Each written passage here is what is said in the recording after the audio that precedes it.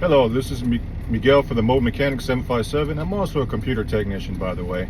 If you have a iPhone or any kind of Apple device and you just updated to the 17.4, blah, blah, blah, and some of your features are not working on your phone, it is because the update had a lot of flaws in it.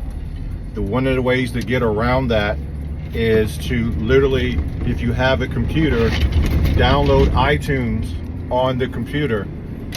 Once you have iTunes on the computer, plug in your phone. Your phone is going to ask you for permission to actually unlock itself for the computer. It could be an Apple or it can be a Windows computer, doesn't matter. Once you do that, in the right hand corner all the way to the top, you'll see update device. Click on that. The update, do not unplug the phone while it's updating, and make sure it has full power. If it dies or you do something crazy, you'll call what's bricking it. You don't want to brick your phone, it'll be useless. Let it do the complete update via USB cord from your lightning port to the computer, and once it's done, that will be the correct way of fixing it. Otherwise, you're going to have a lot of things that are not going to work correctly.